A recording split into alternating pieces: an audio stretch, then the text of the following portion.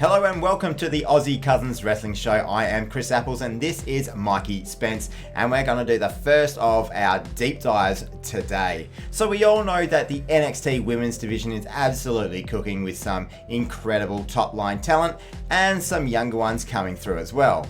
But what about the NXT Men's Division? To us, it is really struggling at the moment. So we're going to have a look and analyze the NXT Men's Division and see whether we can figure out what needs to be done. If you like this kind of thing, please make sure you leave a comment down below, click that like button, and of course subscribe to the channel as we head on our way to memberships and then partnerships on YouTube. You can help us out on that journey for absolutely free. Okay, so a year ago we had the likes of Trick Williams was on the rise. We had Carmelo Hayes was going between SmackDown and NXT, but was still putting on some really good matches. Great. Of course, Ilya Dragunov was the champion of NXT. Every match he had was fantastic. Even people who didn't know how to wrestle, he would have a great match with. Bron Breakker between Wolf Dogs and SmackDown with Baron Corbin. Yeah. This was the most unlikely pairing. Yeah. And it worked to a T. The crowd went amazingly off when it happened. Also, Dijak. Yeah, huge push was going for him. The crowd wanted it. Yeah. Was doing some amazing things in NXT. Josh Briggs, same sort of thing. Yeah. Just went a singles competitor. He was next level as well. Just didn't get a chance.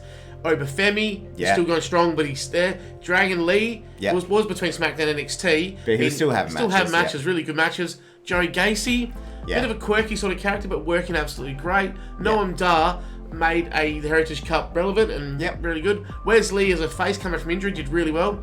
Tony D'Angelo, Duke Hudson, all solid, but helping the division really well. Yeah, that's right. And Axiom on the rise to where they are now. So now let's compare that to the start of 2025, and we've got NXT champion over Femi.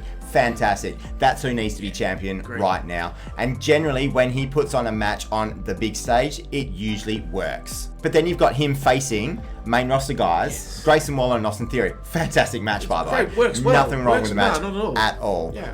But you want to see NXT talent coming through and taking those spots. Then you've got Trick Williams, who unfortunately is probably on a decline at the moment. He needs better workers in the ring with him to help him maximize his potential. And then you got Eddie Thorpe. I just don't think it's working towards the top of the card. It's not there. I agree. I think he's a mid-card at best. Yep. He's been given his chances. All NXT, they seem to do this, but I just don't think it's working, and it's actually bringing the top level guys down in NXT a bit. Yeah, I think so. We've got Tony D'Angelo as the NXT North American champion, which he's fine. He's put on some good matches every now and then. The issue here is who he is up against. Rich Holland. Absolutely nothing about him. No, he just comes in, he's a bit of a brawler brute. There's no technique, there's no skill. Yeah. And he does make a fair few mistakes, which are hampering the matches big time. Again, Shawn Spears is a fantastic wrestler. There's no doubt about that. He's had a great career. He's been in the business for about 20 years now.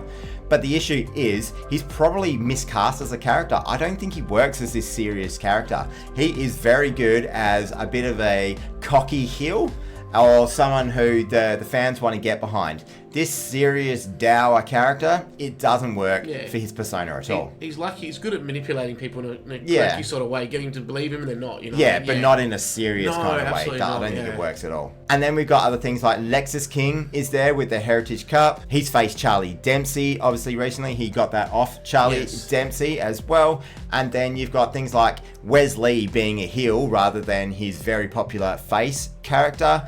And you've got Ethan Page, who's doing a really good job. He puts in a shift every single week. And Javon Evans is someone who is going to be fantastic in the future. And I like this intensity from Javon Evans as well.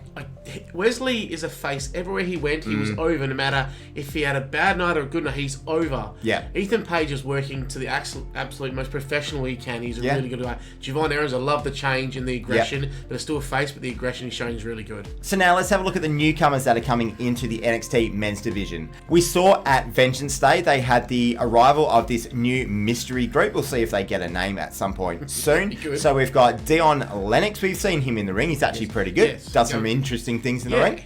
Cutler James, Saquon Sugars, and Osiris Griffin, which is Josh Black, who I think was an indie wrestler before he came into WWE. So it looks like two of them will be in the tag division because the first thing they did was go after Fraxiom and Briggs and Inamura. So clearly that's heading towards two of them being in the tag. I reckon one will probably be the leader who goes towards the NXT Championship and the other one goes towards the North American Championship. which would make sense. I just feel like this could go either way. They've done this before, Retribution, and it failed miserably. These guys are a bit of a, not being rude, they're no names as well. Yes. So they need to hit hard and hit quickly. Yeah. In the next 2-3 weeks, they need to do something big in NXT to make it work, or they're going to die off basically in the storyline. Look, I'm excited to see where it goes. I don't want it to be Retribution 2.0, which would just be horrible. I want them to be their own characters doing their own things. And they all look big and they all look athletic. So there's clearly something in them that they've seen. Let's put these guys together and wreck shop. And of course, the latest signing to come in is Ricky Starks, now Ricky Saints, which I think is a really good name change, and it actually means something for him personally, which is great to see. Ricky Saints, if you saw his promo on NXT this week, already has shown that he is just a level above the people that he is working with at the moment. He is fantastic on the mic when he gets going, and in the ring, he puts on banger matches. He does generally need someone who is proficient with him to make those matches work. He doesn't always do the ring general side of it by bringing someone up to his level, but he still has wonderful matches. This is a great move for NXT. Is it going to be the savior? Probably not. It needs way more than that, and we'll discuss that in a little bit, but it is definitely a step in the right direction. This is a great signing. It's an amazing signing. It will rejuvenate them a little bit. He's brilliant in his AEW days. He's really good. He's amazing. I think he's going to be the catalyst to maybe spark a little bit, but you're right. They need 3 or 4 more signings to help boost this up. His match against Daniel Bryan, the one that was basically made on the day, because it was supposed to be against CM Punk. It was unbelievable. It was so brutal, and they put that together within hours by all accounts. So you just see the whole aura about him when he came to the ring. You can see he just felt he was better than everyone. The professionalism, the way he talked, everything was just that level above. But not in an arrogant, over the top way. He just knows what he's doing. I'm going to be the star here, and let's hope he is. All right, Mike, so you can go first with this one. So what are some of the main issues that you are seeing with the NXT men's division at the moment? I believe they've pushed too many up. And they've also got rid of a few they shouldn't have. That's just my personal opinion, releasing them. But now they've got this thing where they've got this goal. They've got Oba Femi, Ethan Page, Trick he's still up there a little bit, and Javon up there. But there's a huge gap to Tony D, Stacks, who else? Lucas Fino. And they're having to, use the main roster stars to come down to help. I think they've maybe done themselves a disadvantage by pushing too many of the guys they could have used in the main roster. A bit too quick. I think it's some of those. You got like Bron Breakker, absolutely could come up, and Carmelo Hayes for sure as well. Dragunov probably needed to go up as well, but it's the fact that they all went up at the same time is probably the issue.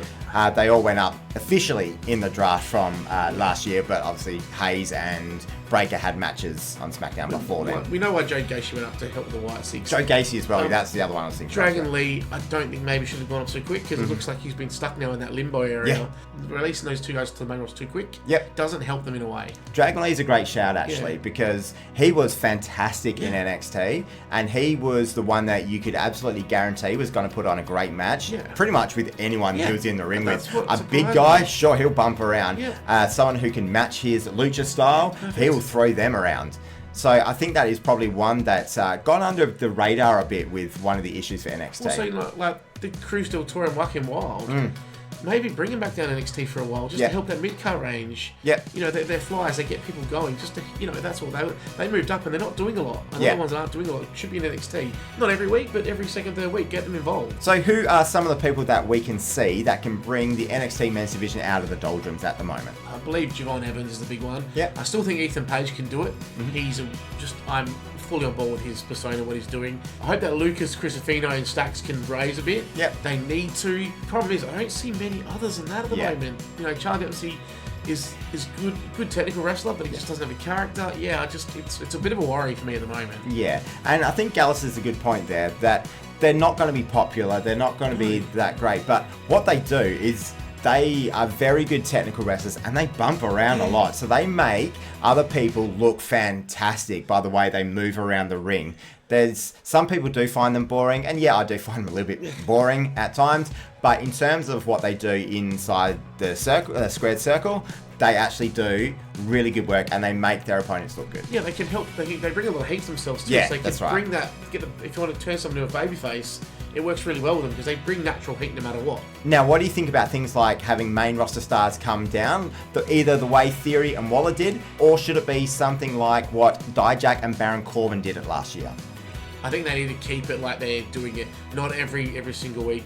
Theory and Waller coming down to help out with the storyline's great. Dijak, what they do with that. If they start doing it every week and every PLE, it's going to damage it even more. Yeah. It just proves that to the guys that are below, they've got still a long way to go, and it may damage their confidence, saying that they needed to keep the ratings going. Yeah. So it's a tricky one for WWE at the moment with that situation. Yeah, so what I reckon could happen there is if there is someone on the main roster that they can identify just needs something, a bit of help out for their own work that they can actually put into NXT, why not go for it at the moment? They tried it with Cedric Alexander. Obviously, he's now been released, but he was doing some really good work. They're doing it with Ashante the Adonis as well. I mean, unfortunately, he's nowhere near even the North American title rank, let alone the main title rank. But he does some fun stuff with Carmen Petrovic, and that's always putting Carmen Petrovic over really, really well. I believe that's the only reason why it's doing it, but it helps him get airtime, gets him promoing, gets him backstage doing things that he pretty much wasn't even on TV before, so it's going to help him in that respect. Is there anything in NXT that you would like to see either changed or gotten rid of completely? The Heritage Cup, to be honest. It was good when Noam Dar was using it, had some sort of relevancy. The way it's been booked, and it's not the wrestler's fault, not Lexus King's fault or Charlie Dempsey's fault, it's the way it's been booked. Yeah. I just think it's literally irrelevant now. Nobody really even cares about it. The crowd is very silent in the matches. Yeah. I think the matches go too long. Yeah, I agree. And the whole thing with Lexus King saying, no, we're changing it to my rules and it's just going to be a straight up wrestling match. What's the point? Yeah. What is honestly the point of having it there now? That cup should be gone.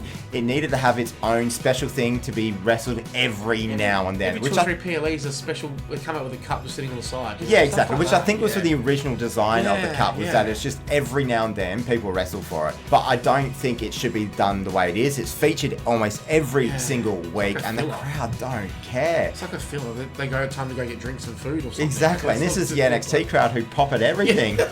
So they don't care. Now, what would you do with Ricky Saints coming in? And could they add anyone else to this division? Ricky Saints, I believe they need to start him off with the North American title. Okay. And then he has stories against Javon Evans. Ethan Page could have a real rivalry. It's already started to simmer already. Yeah. But I do believe they need to go the NA North American title before they go to the NXT title with him. Yeah, and I think our reasoning for that is that you don't want Ricky Saints to come in and then have to lose to Femi, because you don't want Femi losing the title at this point in time. He should have a dominant run, basically just dropping it when he is going up to the main roster. I believe that was SummerSlam.